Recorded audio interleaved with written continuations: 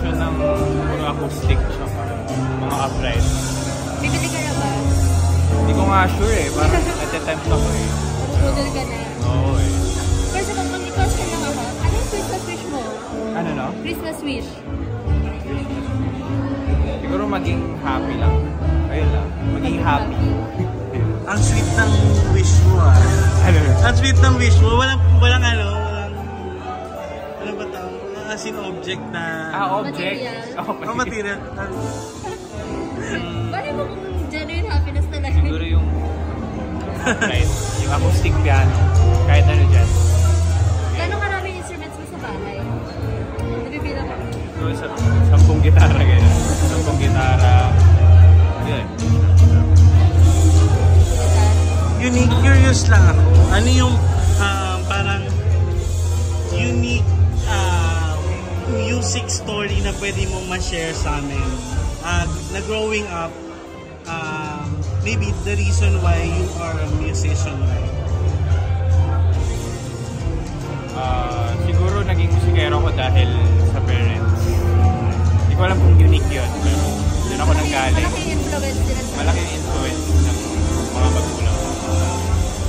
Pero anong first instrument na natuto kang ano? Gitara talaga. And first music?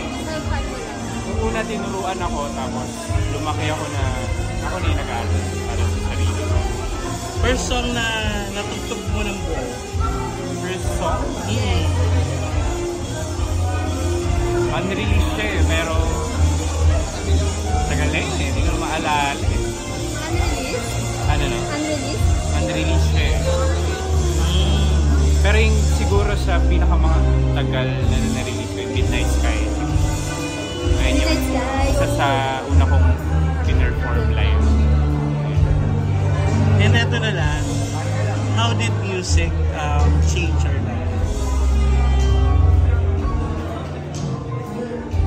Sobrang laking tulong niya sa una-una mental health. Saka yung growth bilang hindi lang bilang artist kundi bilang tao rin. Sobrang para naging outlet ko siya. Malaking tulong niya talaga. Since it's not get together ni Zild na here, may napag-usapan ba kayo like Pwedeng ko lang. update, ha? Pwedeng ko lang. Pwedeng yan. Oh, love, yeah. Update. Ano, as in, biglaan nga lang nagkita kami. As in, walang plano kahit ano. How was it? Okay naman, kasi friends ulit, gano'n.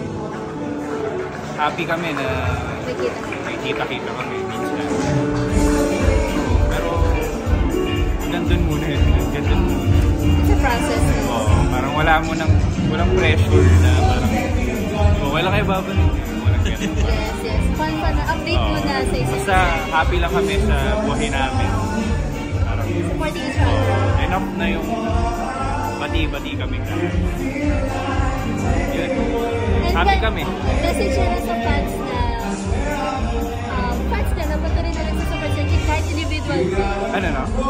Message na sa fans na nagsusupport sa inyo individual. Salamat sa suporta. Kita-kits sa mga gigs. Proud namin kayo.